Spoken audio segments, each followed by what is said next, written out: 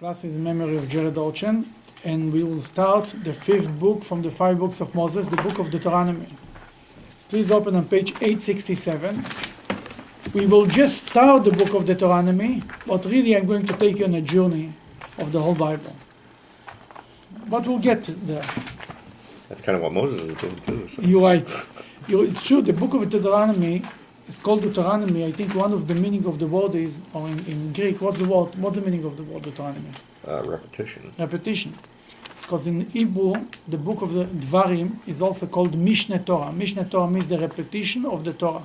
Moses, in this book, that was written 5 books before he died, was he said it 5 weeks before he died. He reviewed everything that happened to the Jewish people. That's what happened in Deuteronomy.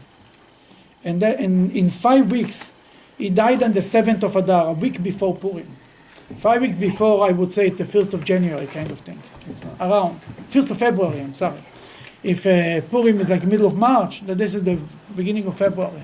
5 weeks before that, 5 weeks before he died, he said the whole book of Deuteronomy and he wrote it down. That was Deuteronomy.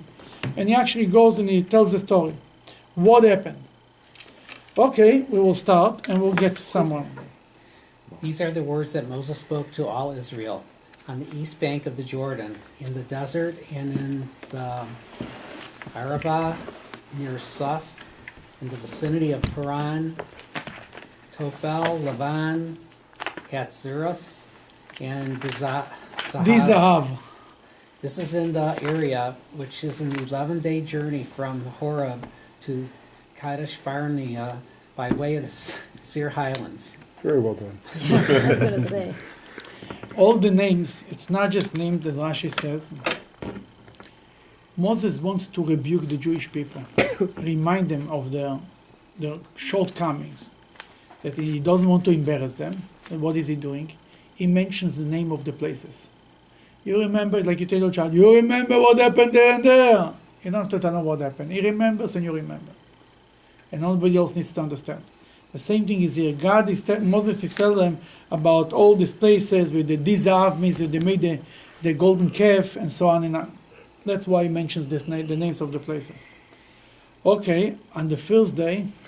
On the first day of the 11th month in the 40th year, Moses also spoke to the Israelites regarding all that God had commanded him for them. This was after he had defeated Sihon, king of the Amorites, who lived in Heshbon, and Og, king of Bashan, who lived in Ashtaroth, who was defeated by Edrei. In Edrei. Basically, he's talking about the 2 giants that Moses defeated them, and now he's speaking after that already. Okay.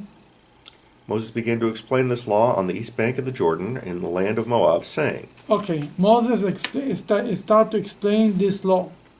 Rashi says on this word that's not in this Chumash, and this law, Moshe has explained, he translated the Torah in 70 languages.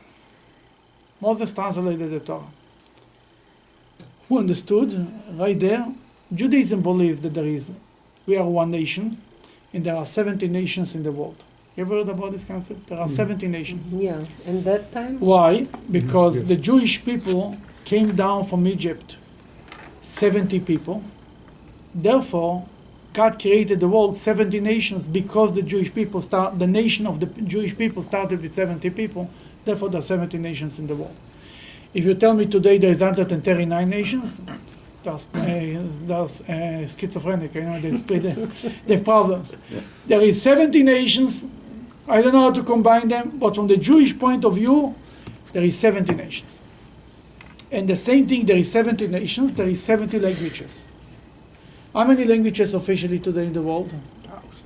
Thousands? Yeah. But they're all offshoots. They're not really different languages. You understand what I'm saying?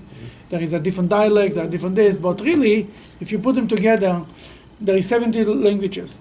Moses started the process of translating the Torah.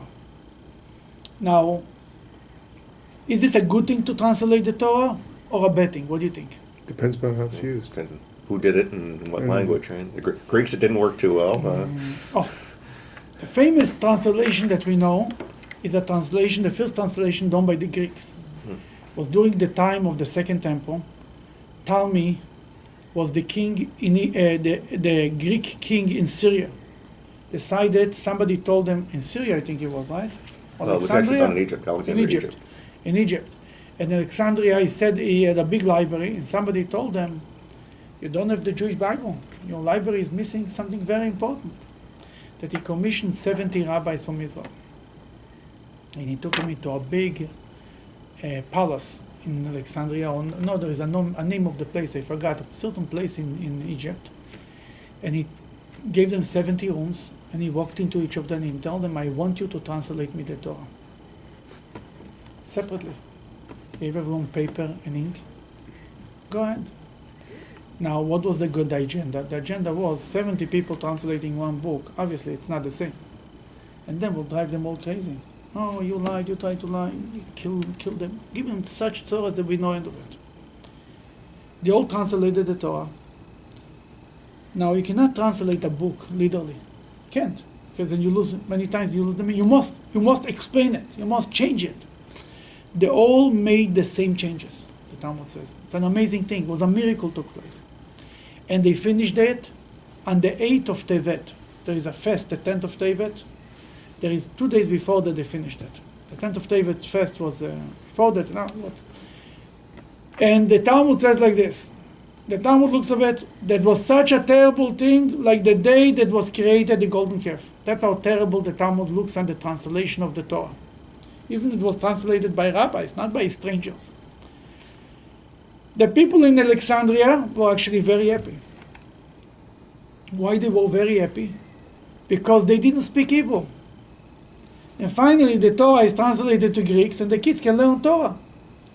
Then the Jews who didn't understand Hebrew were happy that the Torah is translated. The Jews who understand Hebrew were very sad that the Torah was translated. Why? Because when you translate, when every word in Hebrew has more than one meaning. As we learned quite a few times how, for example, we spoke last week about angry. The word anger is in Hebrew 2 separate words. Depends how you translate. In English you translate it, it's all the same thing. You lose. When you translate something, you only have to translate the literal meaning. You cannot translate a deeper meaning. You lose the deeper meaning. The many layers that the Torah has was lost. More than that, when the Torah was only in Hebrew, nobody could claim that the ownership of the Torah. Nobody can make his own commentaries to the Torah. Nobody can twist the Torah. Now the Torah is available to everyone. Everyone can do whatever he wants. That's the bad side. The good side is the rest of the world sees the light of God. And that's a very good side. Then like everything in life, there is a good side and a bad side. And some people look at it on the negative side. Some people look at it on the positive. Ultimately, it has to be translated. If you want to bring the world to God, we have to be a light unto the nation. We have to teach them the Torah, one way or another. Now, what are the changes that the rabbis? It's called the translation of the 70, right? What's called? There's a name for Septuagint. it. Septuagint. What Septuagint stands for? In Greek, it's 70. 70. Very good. Septuagint. I'll remember at least for 5 minutes. Then they made many changes. We'll go over on some of the changes and see how they made it. The miracle was that all of them made the same changes. But what were the changes? We'll start just with the beginning. There were 15 of them. Okay. We'll see. We'll see some of them. Page 3. The first line of the Bible, right? Bereshit bara Elokim et hashamayim v'et haaretz. In the beginning, God created heaven and earth. Now, if you want to translate it literally, Bereshit means what? In the beginning. Beginning. Now you say in the, you already had it. Beginning. Beginning. Bara, created. Elokim, God. And et hashamayim, the heavens and the earth, right? If I translate literally, it'll come out like this. Beginning, created, God and heaven and earth. You see what will happen here? I'll be Mr. Beginning, who is the ultimate God, created God and heaven and earth.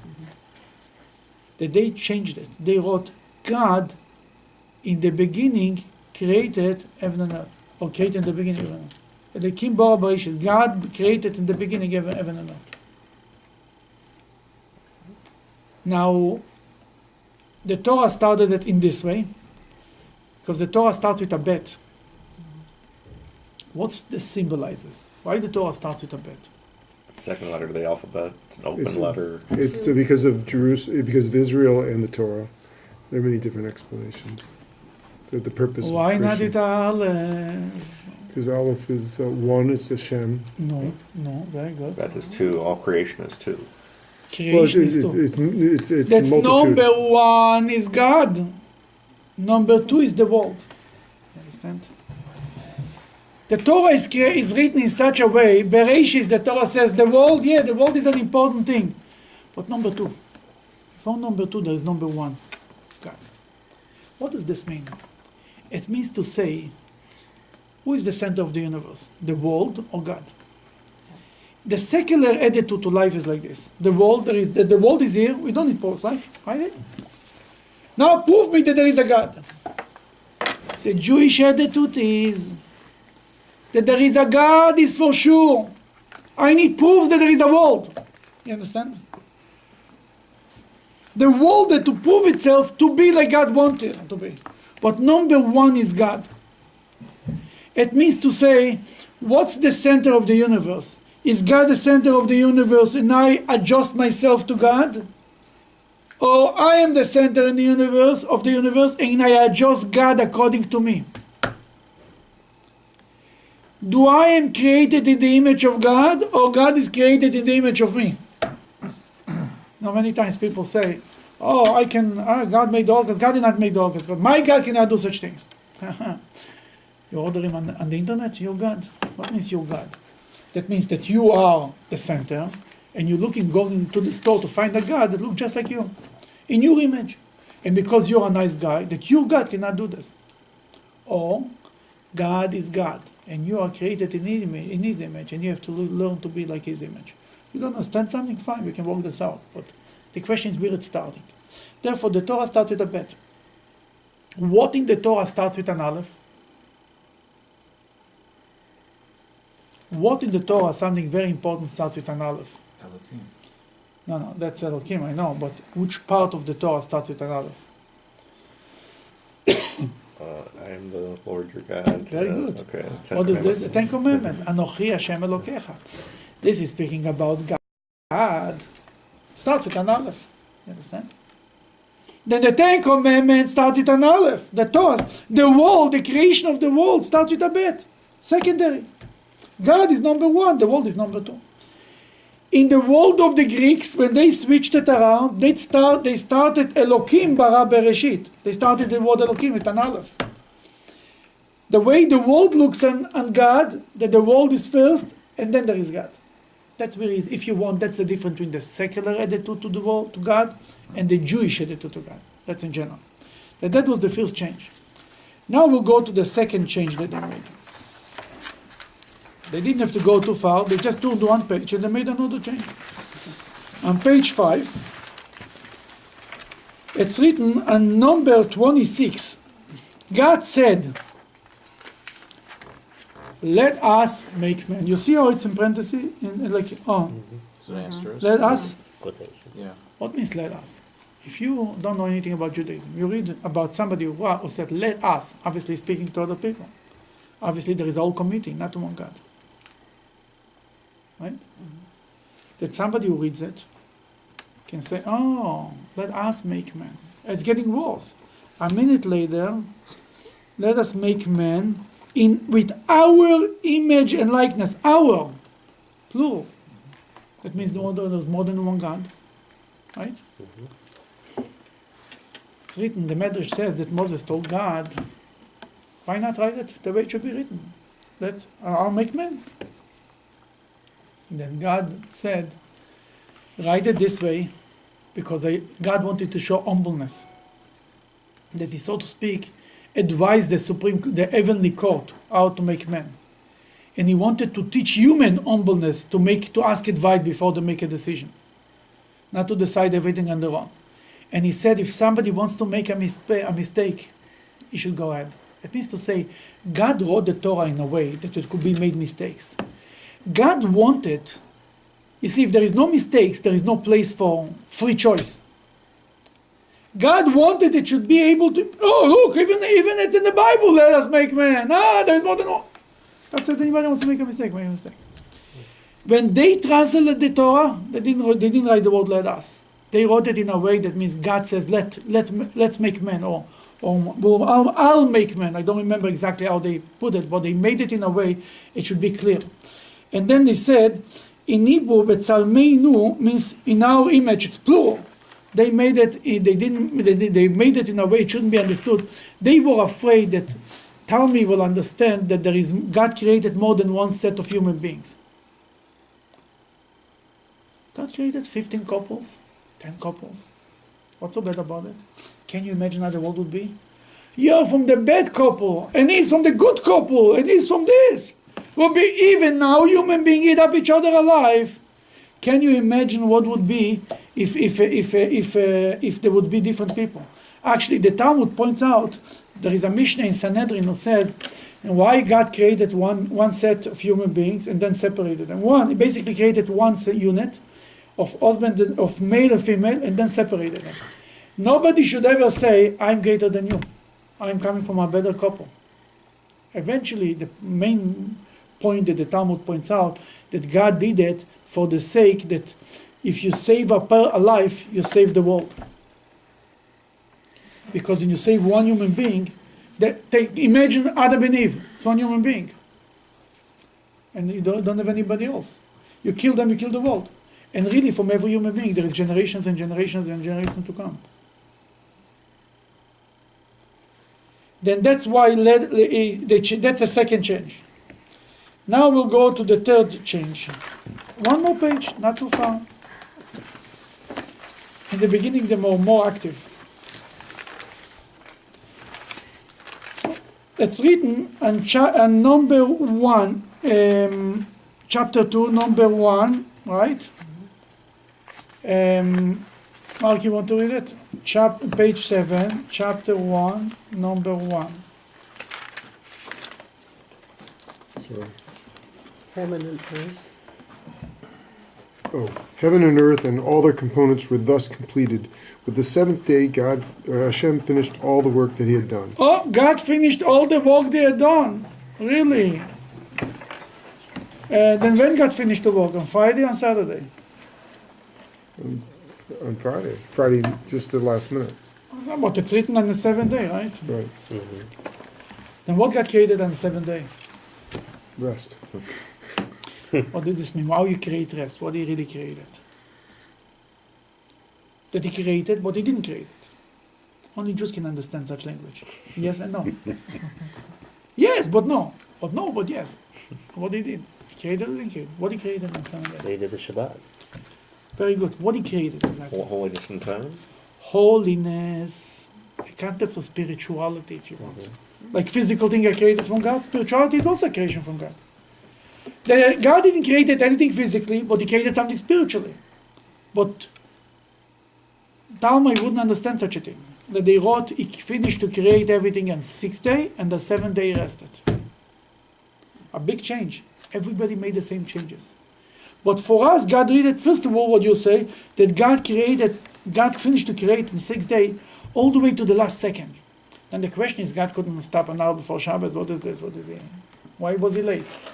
God wanted to teach us, number one, the importance of time. You have a minute, you better do it at something.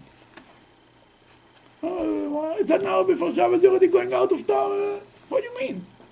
You have a minute that something could be done, you have to do it at something. Everyone spoke about not wasting time. He said, when you look at the watch, and a minute passed, it should give you a tziter, he said. It should give you, you should shake. You should shiver from this that a minute was wasted. A minute. That God taught us. That I heard it from the Rebbe. That God taught us and He walked until the last minute to teach us how important the minute is. But what He created on the 7th day, He created holiness, Kodesh, Shabbat Kodesh. You know that we say the Friday night. How is the blessings for lighting candles? Can anybody say it? Asher Kedishan Sotav Tzvan Ladik Ner Shel Shabbat. Kodesh. Oh, Chabad says Shabbat Kodesh, the holy Sabbath. The first Shabbos Kodesh, the holiness of the Shabbat. Shabbat is not a day of rest. Oh, on Shabbos I'll be able to rest. I'll lead the children, then I'll be able to rest. That's what Shabbos is. Rest on Tuesday. Take a nap on Wednesday afternoon. Who cares?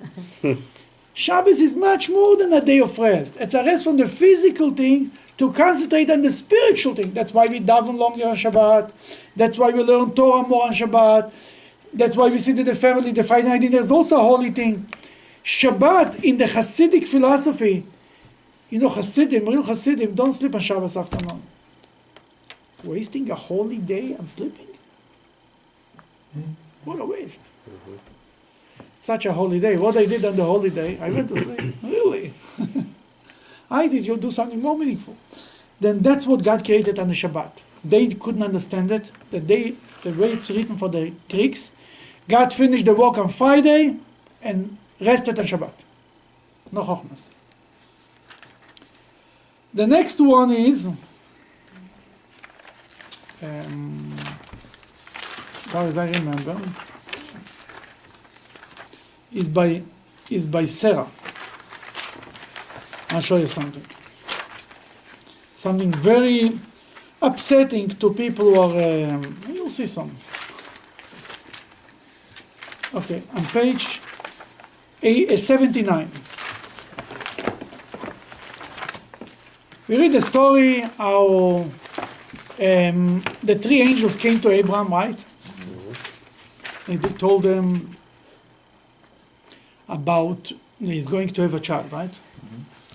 Let's read how they said it. On page 79, number 10. Corey, you want to read? I will return to you. Okay. I will return to you this time next year, said one of the men, and your wife Sarah will have a son. Sarah was listening behind the entrance of the tent, and he was on the other side. Abraham and Sarah were already old, well on in years, and Sarah no longer had female periods. She laughed to herself, saying, Sarah laughed to herself, saying, go ahead. now that I am worn out, shall I have my heart's desire? My husband is old. And my husband is old. Go ahead. God said to Abraham, why did Sarah laugh and say, can I really have a child when I am so old? Is anything too difficult for God? At the designated time, I will return and Sarah will have a son. Sarah was afraid. Continue one more line. And denied it. I did not laugh, she said. Abraham said, you did laugh. You did laugh. You laughed, you didn't laugh. That Sarah laughed. Sarah heard him. I will have a baby. She was 90 years old. She laughed in her heart, right to herself. And she laughed. And God says, how did Sarah laugh? But she don't. Is anything short of God? Can God not do this? Sarah said, no, I didn't laugh. Abraham said, you laughed. If God tells me, you laughed. Very nice, right? We'll go back a few pages, not too much.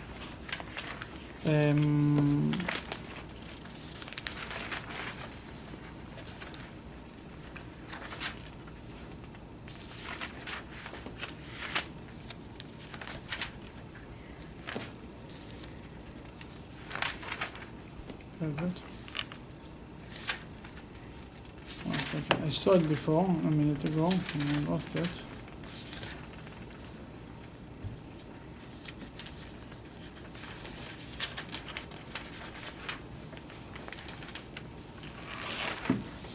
No, that's going too far. Just give me another second. There's a story here that God told Abraham that he's going to have a child. And let's see, 75. 75? It was imperative. Yeah. I am God, walk before you. Where is it? No. 1 second. I think 77. You shall be the father of a horde. Oh, you're talking about 77. God said to Abraham, Sarah, your wife, do not call her by name. Sarah, for her name is Sarah. Continue to Oh, read. great. Abraham I will fell on his face to the left. Yes, where is it? 77. Thank you. It's under 77. bless her and make her a It's under son. 47 Seven- second See, yeah, I see it. Okay. You want to read? 15. 17. Abraham fell on his No, face. start with 15. I'm sorry. Go ahead. No problem. Hashem said to Abraham, Sarai, your wife, do not call her by the name Sarai, for Sarah is her name. I will bless her and make her bear you a son. I will bless her so that she will be the mother of entire nations. Kings will be her descendants. Abraham fell on his face and he laughed. He said to himself, Can a 100-year-old man have children? Can Sarah, who is 90, give birth? To Hashem, Abraham said, May it be granted that Ishmael live before you? Hashem said, Still your wife Sarah will give birth to a son. You must name him Isaac. I will keep my covenant with him, an eternal treaty, Okay, for he that's is so far. descended after him. Thank you. Then what do you see in a story? God told Abraham that he's going to have a child, and Abraham laughed. Did you see any admonishing? God asked Abraham, how dare you laugh? Nothing. Discrimination. What is this? Racism. For a man laughs, that's kosher. Oh, Sarah laughed. God tells Abraham, doesn't even speak to Sarah. God tells Sarah, Abraham, how dare Sarah laughed? And Sarah says, I didn't laugh. And Abraham says, you did laugh. What's going on here? They'll laugh for different reasons. That's a difference of 2 pages. Abraham laughed, it's kosher. Sarah laughed, no, it's not kosher. Laughter can indicate Oh, different things. that in the other translations, for example, in the Good Chumash, they don't hear Ben Abraham, they don't translate laugh. They translate rejoiced. Abraham rejoiced, Sarah laughed. But in Hebrew it's the same word. Tzachaka, tzachak. Yitzchak. The same word. How we know that this is rejoice? From this alone that God didn't rebuke him, we know that it was the right laugh. You understand? Why I think God is discriminating. It's ridiculous. That alone is the proof that God didn't. But for Talmud, you will say, oh, it's discrimination. That they changed, they wrote by Sarah laughed. It's written Bekirba, she spoke to herself. I'll show you on page 79 in the bottom, the one line before the end in the Hebrew side, it's written Vatitzchak Sarah Bekirba. Vatitzchak means she laughed, Sarah laughed. Bekirba means literally in herself, in her inners. They translated Bekirba means among your friends. That's how they translate it. To say, Abraham laughed in his heart, so she told others and she laughed. That's the problem. That they changed from the literal meaning, the older the meaning, just he should not have a problem with God, so to speak. That's another change that they made. But the miracle is that they all made the same changes. All 70 rabbis made the same changes. Rabbi, you realize that may have been a miracle, but the far greater miracle would have been if they had been in the same room and they agreed. You're right, maybe they made the same changes because they were not in the same room. Good point. Very, very good point. For Jews to agree is much, it would never happen. It wouldn't be such a miracle. It wouldn't happen. Simple. The next one is on page 245. Also, they altered the literal meaning. Can you make 1 point lower? It's too hard. Page 245, it's a story. We'll wait until you come That's back. okay, I can read. It's a story about Jacob. Before he dies, he admonishes his children, right? He gives them blessings, but to the first one, he really told them what he thinks about it. By the way, from here we learn, and it's also in the book of Deuteronomy, that a person should not admonish his children only before he dies. That he shouldn't have to look him in his eyes again and again. That Jacob did that before he died. Moses did it in the book of Deuteronomy before he died. That's what the Talmud learns from it. Then here we learn, he admonishes Reuven, then he goes to Shimon and Levi. On number 5, on page 245, number 5. Simon and Levi. Simeon and Levi are a pair. Instruments of crime are their wares. Let my soul not enter their plot. Let my spirit not unite with their meeting. For they have killed men with anger, named fools with will. Okay, we'll stop right here. They've killed men with anger and maimed bulls with will. Let's see what he brings here in the bottom there. You say something about bulls? children, referring to Shem. Okay, many was. Refers to Joseph. Refers to Joseph, yeah, but some. Okay, they translated. They didn't want. The Talmud should say even Jacob called the murderers. Even Jacob called his own sons murderers. You see, the Jews are murderers. That they said he killed men with they killed ox and maimed something like the where the place that animals eat. What is called ostel and what is called Pasture. not a pasture. Where you keep an animal? Barn? A Barn. barn or something like this. Corral? No, there is another word for horses. Where you keep in a barn. Stall. Yes. Stable. That's a stable. Thank you. Then they maimed the stables. Basically, they took out the men from the picture because they didn't want that the Greeks should say that, look, even Jacob called his own children murderers. That they changed it. We'll go to the next one. Next one is in the book of Exodus, the beginning of the book of Exodus, on page 277. Actually, 275. That's like almost look like a small thing. Literally, it's like why they changed it? We read about here, God told Moses, go save the Jews out of Egypt, take the Jews out of Egypt. Moses was arguing for 7 days, right? Yeah, I'm going, I'm not going. Finally, he's going. Okay.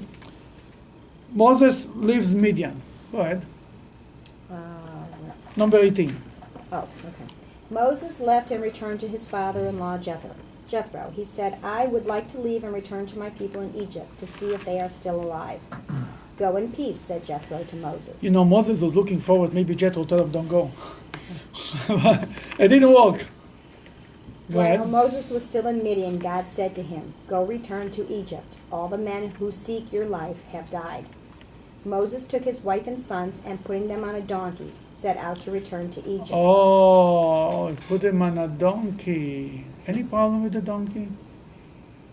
Look. Abraham rode a donkey. Yeah. Messiah is supposed to ride a donkey. Yeah, potentially. yeah. Bilam. Bilam rode a donkey. It's on both sides. What was the Cadillac of that time? Camel. The camel, the horse, the donkey. What is he, a schlepper? That they changed that to something he wrote on something that carries human. They didn't write what? You can understand the donkey, you can understand the camel, you can understand the horse, whatever you want. Could have been a Ferrari. A Ferrari at that time. Yeah. The Ferrari of the days. And a donkey, schleppers go on donkeys. The rich people, the leader of Moses should go on a donkey. That they changed it. Isn't this unbelievable? They didn't want it to look, the world will have the wrong image of the leader of the Jewish people. Could be also, that's my commentary. God tells them to take the Jewish people out of Egypt. Who goes faster? A camel. Should take the most fasting way to go. Maybe that's why they changed it too. But also, why Moses chose a donkey? Why Abraham on a donkey? Why Moshiach on a donkey? They're very slow. Humility. And humble. Humility, humbleness. Without a Ferrari, Moshiach can show up without a Ferrari. It's okay, it's okay. The small car, he will also make it as a Moshiach. I remember in 770, the Rebbe was never driving a car, but he had the driver with a car. And the car was, I was by the Rebbe in 1986. The car was from 1973 or 74. It was a Cadillac, an old Cadillac. They fixed it again and again and again. And they tried to change the car, and the Rebbe said, no, the car is good, no need to change. One day they decided they will surprise him. It was on the Rebbe's wife's birthday. That's a good day. They felt they can take leisure put up in front of 770, a beautiful car, a new car that was with a lot of luxuries for the Rebbe, that the door should open this, it should be easier to walk in. He was already older in these years. The Rebbe walks out, he was in there. The Rebbe only traveled, only from his home to his office. The Rebbe never went everywhere. That's first of all, let's make it very clear. The only place he went to his father-in-law's gravesite, to the oil. That's 25 minutes from car nights to the gravesite, back twice a week, whatever he went. That's it, he didn't go anywhere. Nowhere, anywhere, nothing. For 4 years, he didn't go anywhere. He was every day in the office. Every day of his being as a Rebbe, for 42 years, the Rebbe was every day in the office. Every day. They show up in the beautiful car, all the boys. I was a young boy then. I was then 20 years old probably. 19, 20. The excitement was hitting the roof. And there were younger boys, 16 and 17, they were dancing. It was Freilach. I knew right away that this excitement will pay off the wrong way. The Rebbe walks out with his bag to go to his father-in-law's grave. He used to take all the letters that people sent him. He used to read it on the gravesite. He used to go with a big brown bag. And he walks out first, and he used to give charity to little boys to put in the charity box. As he gets by the car, there was a lot of people there. Videos, cameras, everything. The secretary knew not to mess around. He tells the Rebbe, this car is a new car given by this and this person as a present to the Rebbe. The Rebbe tells him, tell him thank you. And the Rebbe quoted a Talmudic statement, somebody who hates present will live long. That's written in the Talmud. And bring back the old car. Now they knew that it could happen. The old car was right there. Still took a few minutes to move everything from the new car to the old car. The Rebbe stood there. He was very, very unhappy with this event, that he put him on the spot. First of all, it's not comfortable. The Rebbe told this person was a dear friend of the Rebbe. No, he spent so much money. The Rebbe didn't want to insult. I mean, it's not. But the Rebbe said, I don't want a new car, and I mean it. And then the Rebbe never spoke about it. A few months later, by Farbrengen, the Rebbe spoke about material things, that you should be busy with material things. The Rebbe said, they wanted to give me a new car. I'm very happy with the old car. The old car went to many good missions and will continue to do good work. Eventually, the old car broke down. They had to list, but they started to list cars. No more buying cars. That's learned all the way from Moses. You drive on a donkey. Simple, humble. That's it. It's good enough for you.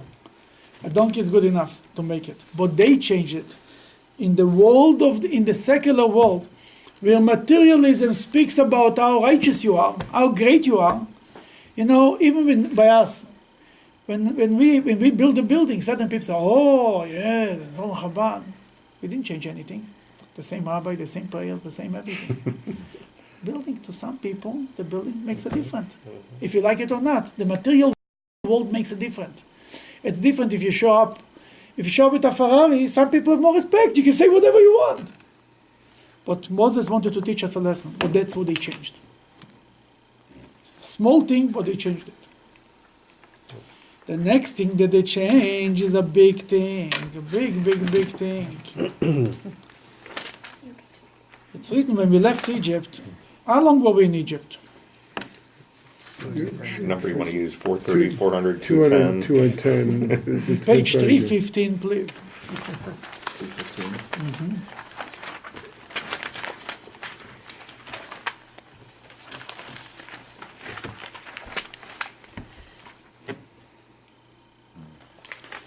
Let's read the Exodus number 37. The Israelites traveled from Ramses towards Sukkot.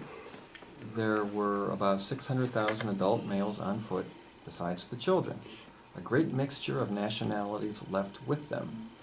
There were also sheep and cattle, a huge amount of livestock.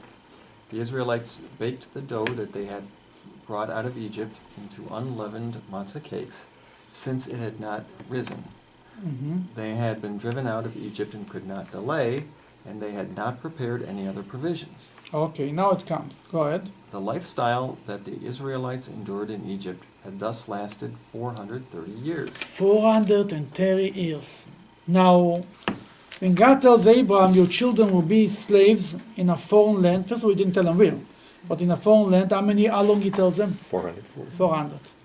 But when you calculate the numbers, how old was Yocheved with Kehat, when you see the numbers in the Bible itself proves that the Jewish people were not in Egypt more than 210 years. Then 400 years, you know from when? From the day Isaac was born, it's 400 years. What God told Abraham, your children will be slave in a foreign land for 400 years. We start to count on the day Isaac was born, then we come to 400 years. It means the beginning of exile started when Isaac was born. It materialized, it was the 210, and the harshest year, the slaves in a foreign land was only for 80 years. It was plenty enough too. 80 years is also a long time. But now it's written 430. You know what's 430? We count from the day God told it to Abraham. It's 430. 30 years before Isaac was born, God told that the covenant that God made with Abraham, what's called the Bris Bein Absorim, the covenant between the eyes, called the covenant between the parts, was 430 years before the Jews left Egypt. That you have to make this kind of calculation to make it 430. Here it's really simple, 430 years. Then what they did, what they will say, if anybody who can calculate the numbers, they say it's a lie. How could it be 430 years? That they had two words. The time that the Jews were in Egypt and in other lands were 430 years. Not just Egypt. Egypt and other lands.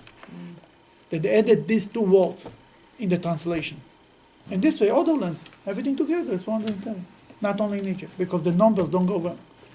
Now, why God did it only 210 to make it easier on us. We are happy we came out after 210. We are not angry with God that it didn't live up to his full meaning. God, you see, there are certain things, there is many things like this in the Torah, that God can turn this around into a blessing.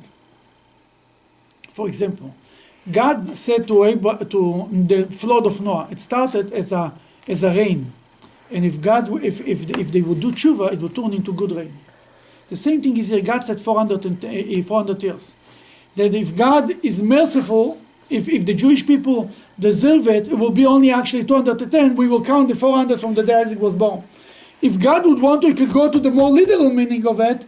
We leave it always up to God's interpretation. God will be much better off to leave it up to God. People say, God, you promised me.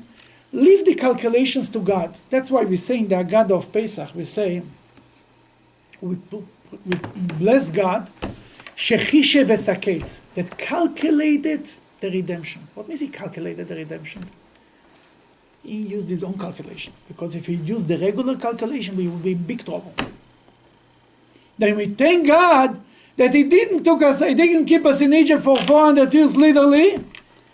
He calculated the redemption, and he took us from Egypt after 210, after 400 from the day Isaac was born. That's what we thank Hashem. That's a good thing. And this is another change that they made. The next change is not so. I'll not be busy with it, because it's not so clear. It's really change. Oh, there is something very interesting. In Leviticus, we read about all the animals who are kosher and not kosher on page 545.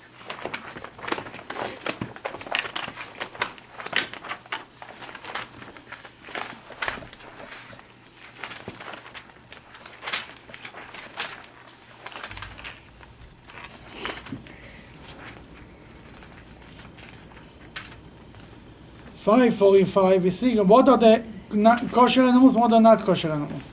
Right? Somebody wants to, go ahead. Chapter 11, number 1. Hashem spoke to Moses and Aaron, telling them to speak to the Israelites and convey the following to them. Of all the animals in the world, these are the ones that you may eat. Among mammals, you may eat any one that has true hooves, that are cloven, and that brings up its cud. However, among the cud-chewing, hoofed animals, these are the ones that you may not eat. The camel shall be unclean to you, although it brings up its cud, since it does not have a true hoof. The hyrax shall be unclean to you, although it brings up its cud, since it does not have a true hoof. The hare shall be unclean to you, although it brings up its cud, since it does not have a true hoof. The hare, right? And then the pig. The pig. The hill, it's called in Hebrew Arnevet. The Talmud says the name of Talmud's wife was Arnevet, or her, whatever. She had an animal name, like many people have animal names. I mean, in Hebrew there is a hirsch, tzvi. Tzvi is a deer. Deer. That's what I'm saying. There is many animal names. Tzvi? Tzvi. T-Z-V-I? Is Yeah, deer? tzvi. Yeah. Oh, really? There is Aryeh. Aryeh is a lion. There is Zeev. My name is Zeev. Zeev is a wolf. There is what else? There is many names. Tzipora. Tzipora is a bird. There is. I mean, I'm sure in English there is also people who have names of different names of animals, but Oh, that's a name. in Yes, I was thinking that. what's Brian. name? Wolf. Wolf. Yeah, it's a Yiddish, a Jewish name. Wolf. And also Many Brian. people are called Zeev Wolf. That's many people have this And name. Fox. Brian Fox. Fox, everything. Yeah. I mean, in America, animals have human names. That's a new invention. But in the Bible, people have animal names. Then sheer name was a Nevet or whatever it was your name. That they didn't want, they will say, and that's a non-kosher animal. That he might be insulted and he will say, the Jews make fun of me. That they changed that to a description. They describe what's a hero. How would you describe a hero if you want? Not write the name. How you would describe it? A white fluffy thing that flops around. Hops. Has many legs, like short legs, or the thing. Something they wrote. The one who has many legs. That's how they wrote. They didn't write the name of the animal, just to make sure it doesn't. Is not getting angry with the Jews. That they said the Jews insulted them. What is it? And even if that's Hair's one. like a bunny rabbit, kind of rabbit. What? The other thing is, and I think this is the last one, maybe I forgot one, but this is, I think, the last one is in Parshas Korach.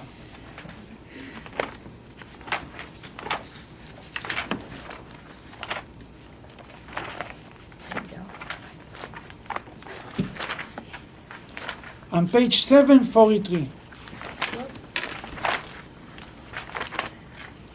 Your point, sir.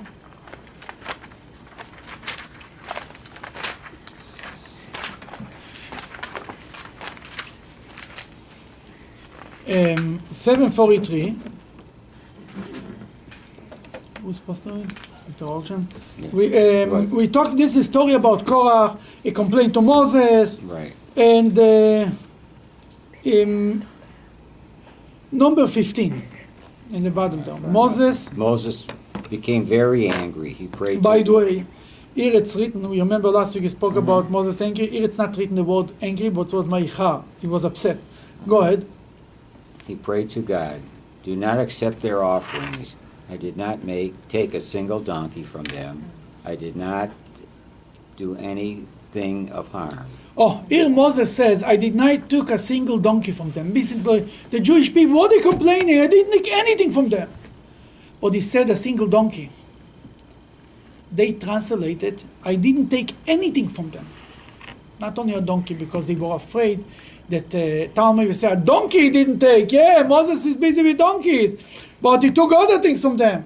That they changed that Moses said, I didn't take anything from them. Nothing. Who else said these words? In the Torah, there is a prophet who said a similar thing. There is in the Torah from Korach, Take. I think it's about Samuel. Prophet Samuel said something similar in the Torah of Korach on page. He says something similar but not the same. 1199. Number 3. That's why it's the Torah of Korach, because it says the same thing. 1199. "Here I am, witness against me in the presence of God and his anointed. Whose ox have I taken? Or whose ass have I taken? Or whom Okay. have Go ahead, I go ahead. defrauded? Or whom have I oppressed? Or from whose hand have I taken a bribe with which to blind my eyes?" That's what he said, Samuel, before he died. But here he speaks about the ox. He was already more. he was driving already the Ferrari. And he speaks about, here they translated S. It's interesting, it's the same Chamor that's written here. Here they translated donkey, here they translated S. I don't know why they choose to translate it as a female donkey and here as a male donkey. But it's the same word in Hebrew, Chamor. Maybe because shor is a male, maybe that's why the translators learned that the Chamor means a female donkey. Could be. I don't know. But he says the same words. But here they changed it. I didn't take anything from them. Lo Hamad, not Chamor, but Hamad means I was not craving anything of you. All of those were changes that they made in this first translation to Greek. From this started the translation to other languages and to many languages, and therefore in the other Bibles there are quite a few misunderstandings and wrong interpretation of many words in the Bible. But the reason is not we were just afraid there'll be the wrong interpretation. That's first of all, whenever you interpret it, you lose 5% of the meaning of there is misunderstandings. I saw many times translations of speeches to Hebrew or to English, and there is always misunderstanding. People don't understand what they translate. But more than that, the problem with translating the Torah that you lose the deeper meaning. We spoke about the Shabbos, for example. The prophet Ezekiel is describing how the Babylonian king came to make a siege around Jerusalem. But the choice of word that he's using is not the word siege in Hebrew, that means matzor. He's using the word samach. Comes from the word somech noflim verofeh cholim. What is somech noflim means? Supporting the felons. Somech means to support. When you hold on to the table, you are somech on the table. You're holding on to it, something that supports you. Then the question is, the Rebbe is asking, why is the prophet Ezekiel using a word somech? It's almost the wrong word. That you read in translation, on the 10th of Tevet, the king of Babylon started a siege around Jerusalem. Fine. But it's not what's written. It's written somech. The Rebbe said somech means he supported Jerusalem. If Jerusalem would reunite, when they make a siege, people have a chance to reunite. If they will start to love each other, Jerusalem during the time of the siege in Jerusalem, there were 50 factions killing each other. If they would unite, actually Nebuchadnezzar would do the best thing for them, the best service for them. He would save them. Because if they would unite, God would save them. The problem was that they didn't unite even in Jerusalem, even in the fighting. Then that's a problem with these things. Then here is an example of a word that has one meaning, but you dig a little deeper, there is a deeper meaning. There is thousands of words like this in the Bible, thousands of examples. What comes to my mind, chamushim. The Jewish people went up from Egypt armed. That's a literal translation. They came out armed from Egypt. But the word chamushim is a strange word. Usually you would say mezuyanim. There is other words in Hebrew to use it. The Talmud learns that chamushim means a fifth. It comes from the word chamesh. Chamesh means five, right? A fifth of the Jews left Egypt. Only a fraction of the Jews actually left Egypt. The rest of them didn't want to leave Egypt. They stayed in Egypt assimilated. That here is another example how you take a word that has more than one meaning, or even more, plural and singular. In English, everything is the same. You is one, and you is 10, and you and you and you and you. In Hebrew, Anochi Hashem Elokecha, I am your God, right? The first commandment. The whole 10 commandment is written in singular, not plural. I am your God of all of you. God was speaking to Moses. Became the golden calf. God told Moses told God, you spoke to me, what do you want from them? You spoke to me, they overheard the conversation, what do you want from them? He saved the Jewish people. He spoke singular. They were like overhearing a telephone conversation of two people. Shine, what do you want? They didn't think you talked to them. Do not worship idol. You talk to me, I didn't worship idol. What's this there? What do you want? The whole idea of the Shema, in the Shema, that's a big difference. The first paragraph is singular, the second paragraph is in plural. It's different than day and night. The first paragraph speaks about you should love your God, and you should do all of this. The second paragraph says, if you do what God says, you'll get rewarded. If not, you'll be punished. That's plural. Because it doesn't mean if I do what Hashem wants, why it's not raining in my backyard. It doesn't work like this. It's a plural, it's a contract of everybody. But in English, it's all the same. you. And there is thousands of examples. Then we need to translate the Torah, but we always to remember that there is much more there.